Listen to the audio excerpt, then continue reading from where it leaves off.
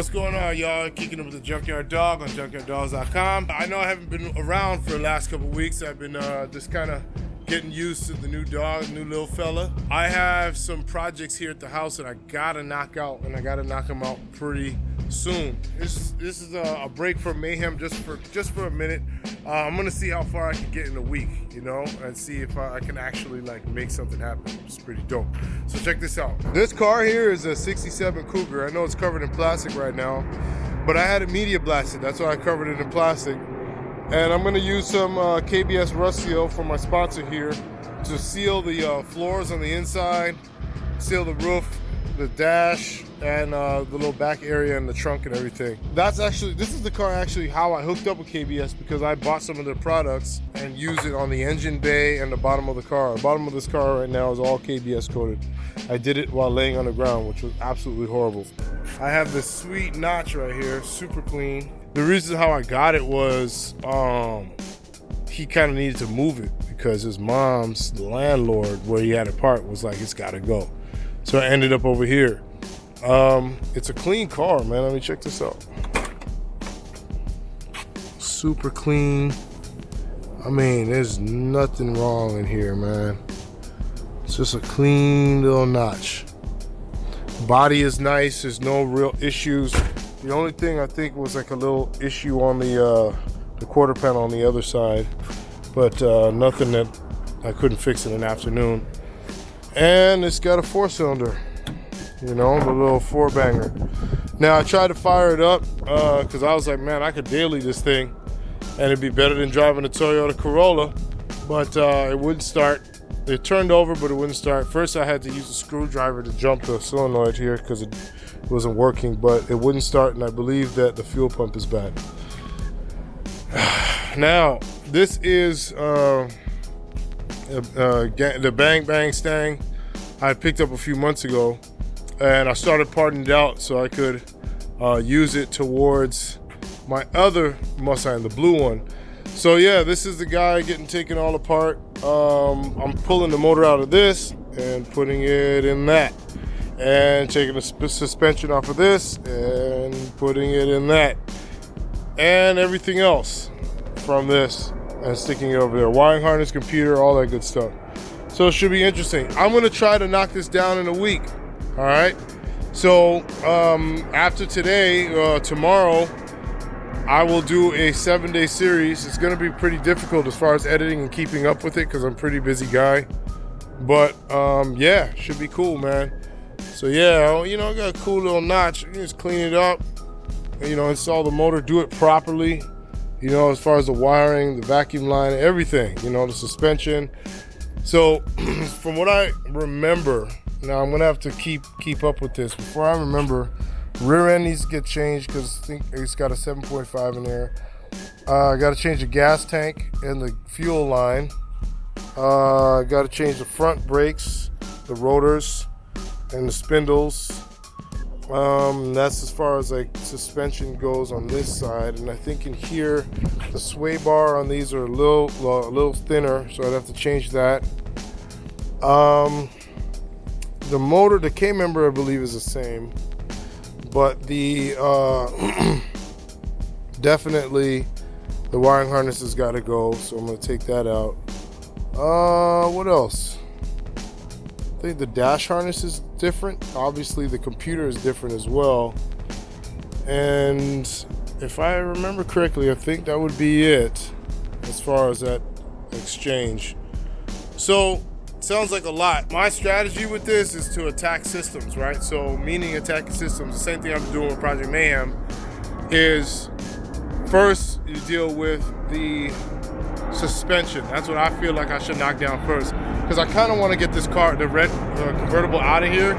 So I'm going to deal with suspension and the motor first, and then, you know, get the electrical out and everything. But first things first, suspension. Rear end swap is first. After the rear end swap, then I'm going to do the front spindle swap.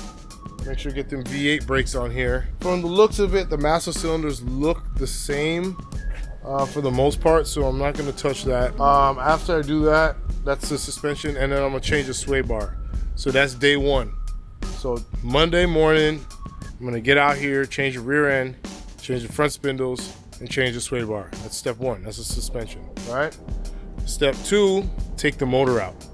So I'm gonna have time to take at least one motor out. The motor's halfway out on the red convertible first. So I'd have to pull the motor outside of the notch, which could prove to be a little bit more difficult than what I got over here, because it's got a transmission. It's got a T5 in it, actually, which I absolutely don't want, because it's a 4-cylinder T5. I can't use the gears and it's useless.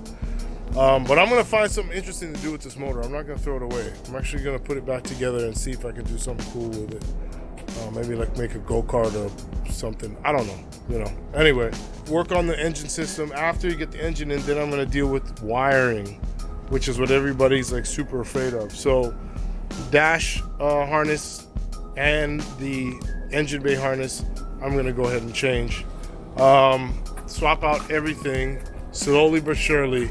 And yeah, hopefully I should have a running, driving notch by the end of the week. Now that's a big endeavor to try, you know what I'm saying? So if it doesn't work out, don't kill me, but at least you'll get some step-by-step footage as to how to do something like this, because there's guys who do it, but I always see the after effects or aftermath of what they did. So I'm gonna walk you guys through it, all right? So yeah, let's head to the shop. We are back in the doghouse. It's been a couple weeks since I've been able to really put out an episode. It's just been a lot going on, especially with me getting a new dog, and I want to make sure my furry little friend is in good hands and good shape. So I've been kind of keeping him at the house for now until he gets his shots and everything. I've just been putting the money together for that. So yeah, in the meantime, I've been able to get some things done, man. All right, so there it is, our double pulley setup. That's the Fox pulley and then the Explorer's pulley doubled up.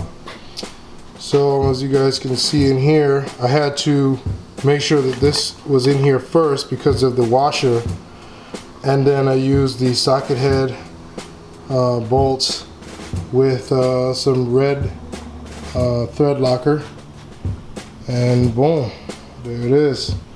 So let me go ahead and slide this in now. I'm just gonna tighten the bolt down, but I'm not gonna torque it yet, because every time I torque it, it tries to turn the entire car off the ground. So let's go ahead and install it. So there it is in the car. Dual pulley setup. Almost looks factory. Looks pretty good, man. Came the fit and finish of it came out really well. Doesn't look hacky.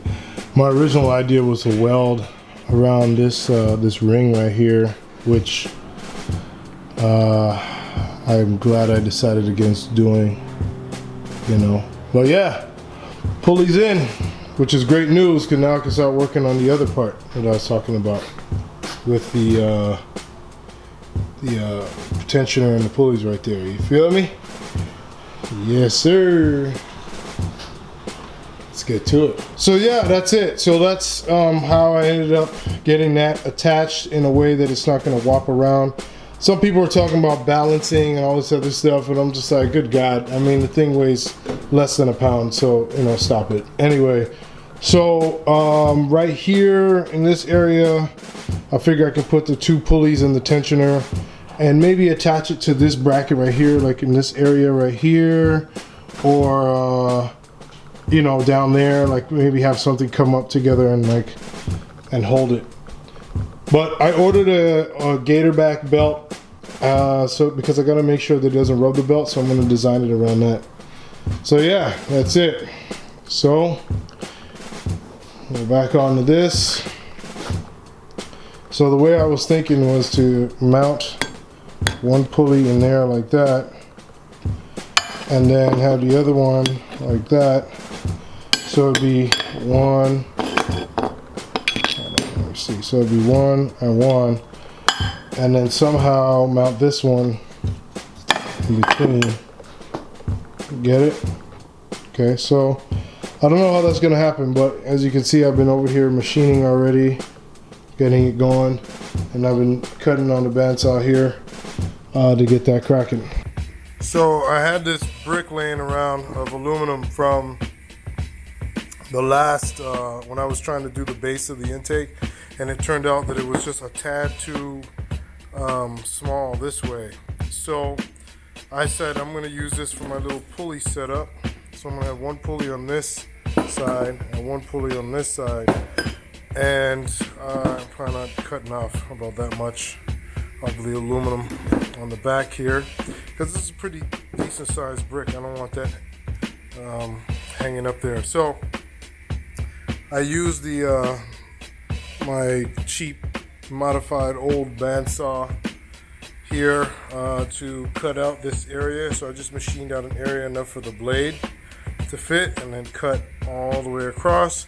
So now I'm about to stick this on the mill, which, as you can see, I've already been milling. Boom. And I'm going to square this area here, right? And then measure it, and then use some Dykem on this side too, and go ahead and even it up. Funny thing is with this, I don't have a shell mill or a fly cutter yet, so I'm gonna have to figure out like a more creative way of just flattening the sides and everything. But for right now, this is gonna have to do. All right, let's go.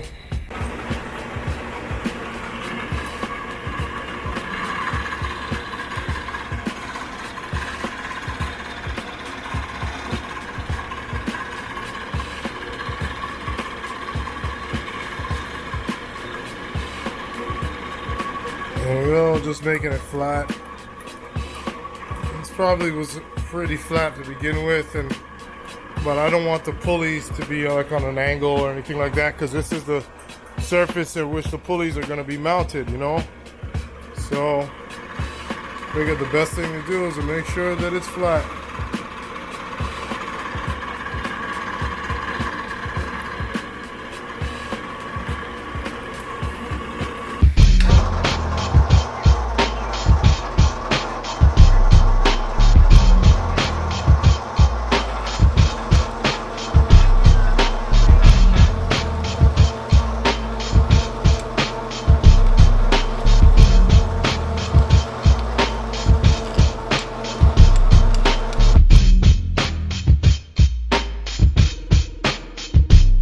On the other side of things here,